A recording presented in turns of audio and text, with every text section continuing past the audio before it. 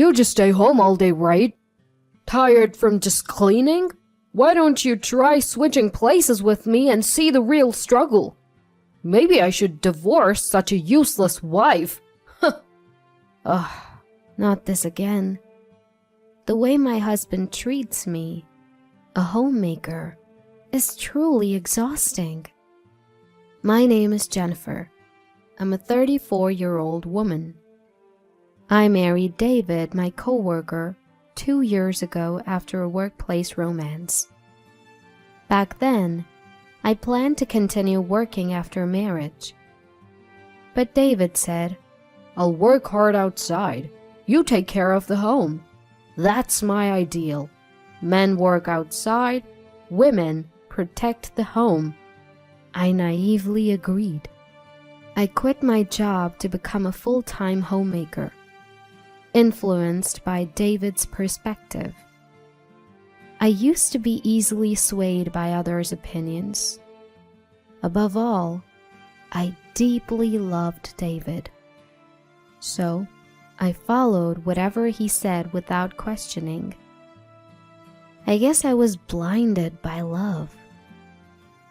If only I had stood my ground and not quit my job. Maybe things wouldn't have turned out this way. That's what I still believe. People think homemakers just laze around at home all day. But in reality, it's not like that. Cleaning, laundry, neighborhood meetings, they all consume more time than one might think. Doing all these tasks daily by myself is honestly tough. Employees get weekends off, but homemakers don't. So, on Sundays when David's home, I'd ask, "Hey, I'm a bit busy. Could you help clean the bathroom?" But he'd instantly get grumpy. Seriously? I work every day to provide, and now you want me to work at home too? Who do you think provides the meals? If I dared to say, "I appreciate your hard work during the week, but we're a team, right? Can't you help out a bit on your days off?" David would snap back. Stop bossing me around. You think you can survive on your own, just being a homemaker? Want a divorce? David immediately snapped. Who do you think you are? Just because you're home all day doesn't mean you can boss me around. Want me to divorce you? Think you, just a housewife, can survive on your own? Shockingly, he threatened divorce. I was at a loss for words. Maybe I shouldn't have reacted the way I did. From then on, every time I said something, David would end with, "If you don't like it, let's divorce." It felt like he was using that phrase to control me. Even though I used to work, I had retired and become a housewife. The idea of divorce that David kept bringing up was terrifying. If he really divorced me, how would I survive? What about income? Where would I live? For me, a housewife, nothing was scarier than the thought of divorce. What scared me the most was David himself. He used to be so kind. How did he change so much after we got married? Did I make a mistake in judging him? I deeply regretted marrying David. Lately, as soon as David comes home, he'd say, "Isn't it obvious you should greet me at the door when I, the breadwinner, come home? Who do you think pays for everything here?" Yes, David earns the money, but I take care of everything at home. We're supposed to be partners, not in a master-servant relationship. It's supposed to be an equal relationship. Yet, David seems to believe he's superior. He looks down on me, thinking he's above. At first, I thought maybe he was venting work frustrations on me. So I kept quiet. But over time, David began to act like he was always right. And every day was like this. After his lecture, David carelessly throws his suit all over the place and changes into casual clothes. I pick them up and toss them into the washing machine. This is a daily routine. Even after eating the dinner I prepared, he complains. Is this all you can cook? I work hard for you. And this is the meal I come home to? Where's your gratitude? I've grown tired of dealing with David's constant complaints. Despite David not earning a high salary, I manage our finances, saving for our future children, leaving little room for extra expenses. Still, I always try to prepare healthy meals, using nutritious ingredients and cutting down on salt. Yet, he still finds reasons to complain. I felt like everything I did was being negated, and my self-confidence dwindled day by day. On top of that, he demands $500 a month for his personal expenses. If I gave him that much, our finances would be in the red. At first, I used some of my savings to cover the expenses, but that wasn't sustainable. So, I tapped into my connections and started a remote job that I could do from home. Of course, I didn't tell David. You see, a while back I had mentioned, "Hey, things are a bit tight with our finances. I was thinking of getting a part-time job. Is that okay?" To which he snapped. What? Are you saying I don't earn enough? You probably just want extra cash to splurge, right?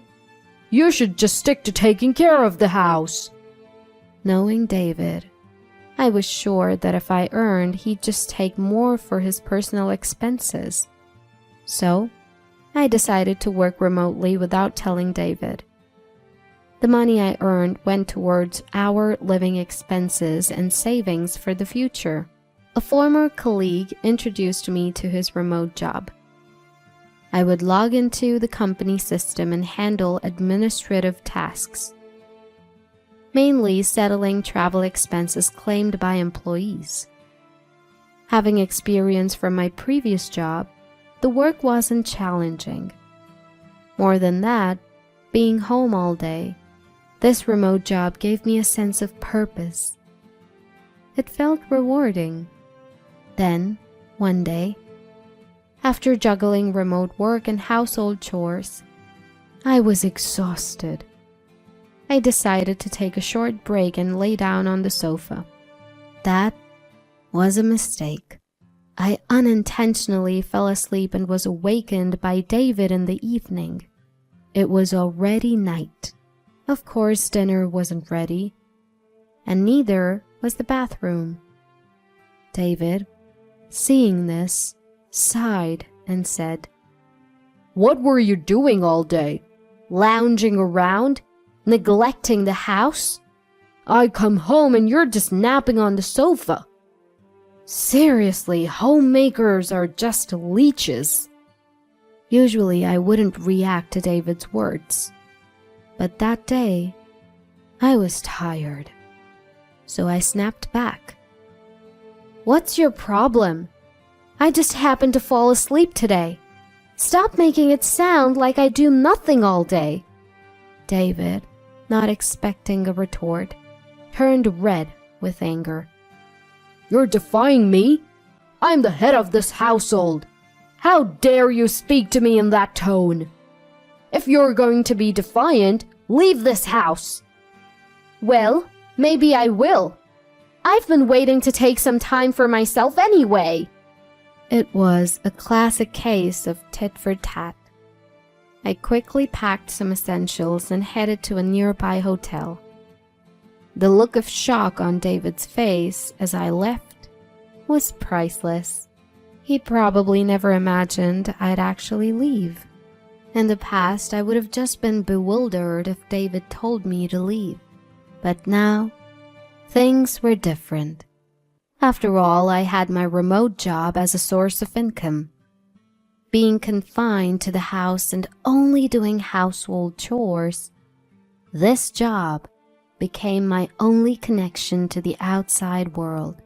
The feeling of being appreciated and thanked directly for my work.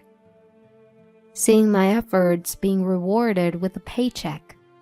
Having never received gratitude from David for all the housework, this job had become a significant part of my life.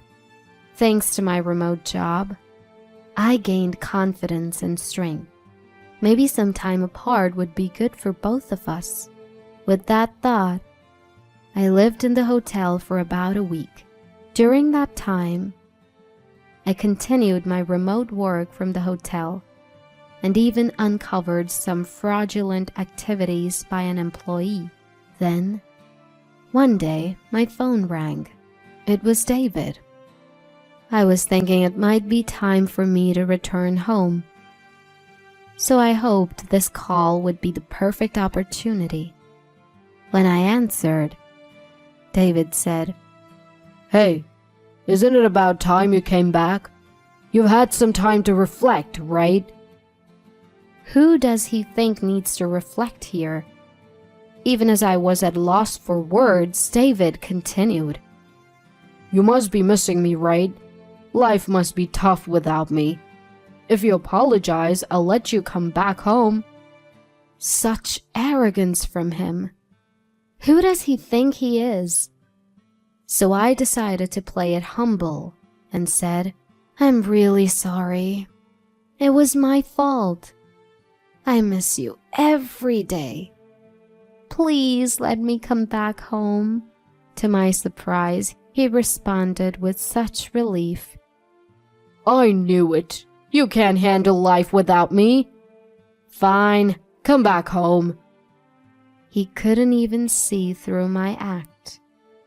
I was taken aback, but decided to return home with an innocent face.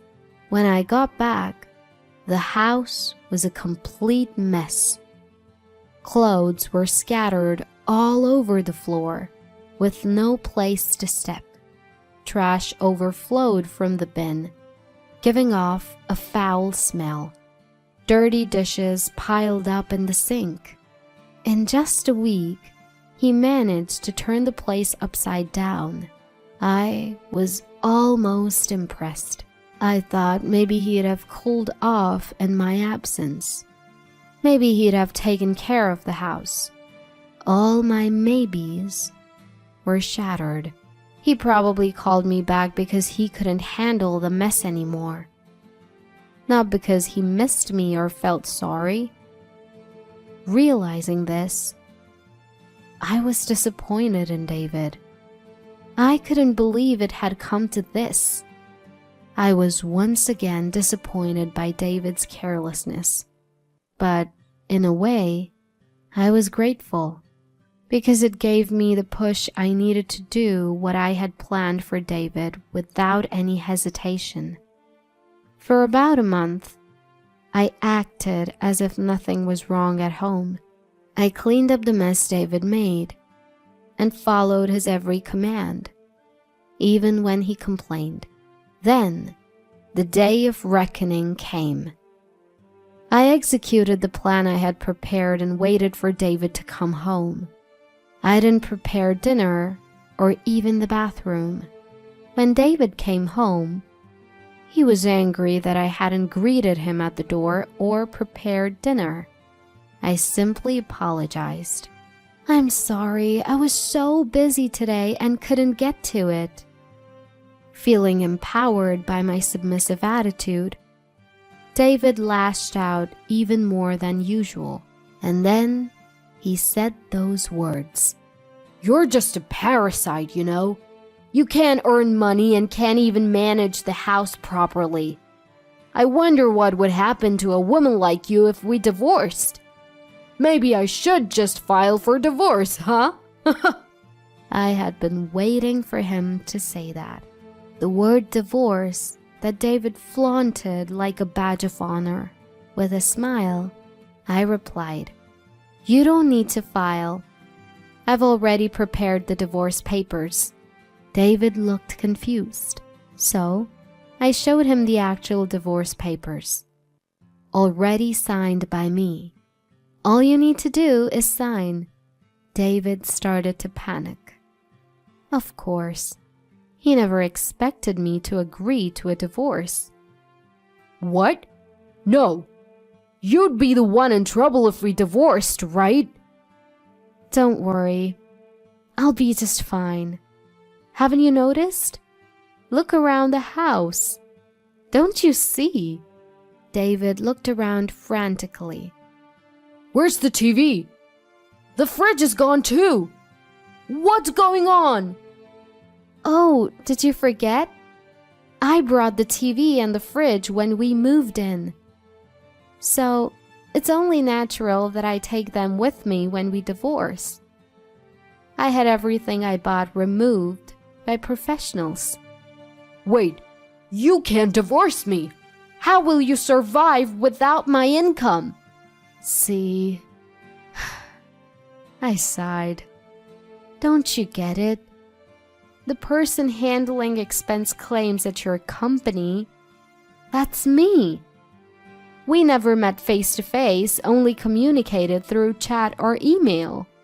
So you never realized. Yes, I was working remotely for my former workplace, which is David's company. The old acquaintance I mentioned was a colleague from that company. I had been hired part-time on the condition of remote work. I used my maiden name as my family name and kept my first name. At first, I thought David might find out. But that was needless worry. For me, David had long forgotten my maiden name. I'll tell you one last thing. Your expense claims were clearly off compared to others. So I looked into it. I've already reported the results to our boss. The employee misconduct I discovered while at the hotel was none other than David. While handling David's expense reports, I found several suspicious claims. Claims for travel expenses, for supposed business trips and hotel stays. But as his wife, I knew David was home on those days. David was trying to embezzle money by claiming fake business trips. He probably thought he'd gotten away with it. But as his wife, it was clear to me he hadn't actually gone on those trips. So I cross-referenced his past claims with his actions on those days and investigated all his fraudulent claims. At first, I wondered if I could somehow brush it under the rug. But after a week in the hotel and hearing David's words over the phone and seeing the state of our home, I made up my mind.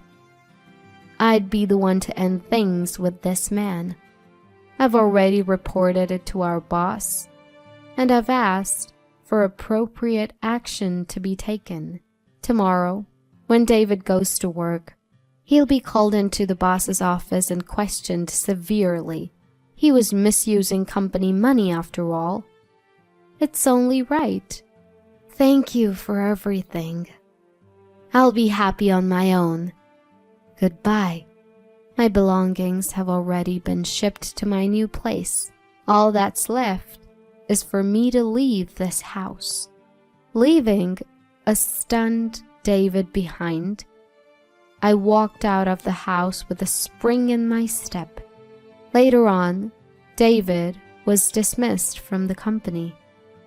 Being dismissed makes it hard to find another job, and it seems David is still unemployed and attending a job support center. Of course, the house is reportedly a mess. David was reluctant to sign the divorce papers and kept asking me to come back, but I had no intention of doing so. I left all the procedures to my lawyer and finalized the divorce. As for me, I switched from remote work to full-time and fully returned to work. I'll be single for a while, but I plan to look for a new relationship soon. Of course, my criteria for a partner is someone who's willing to share both household chores and child rearing.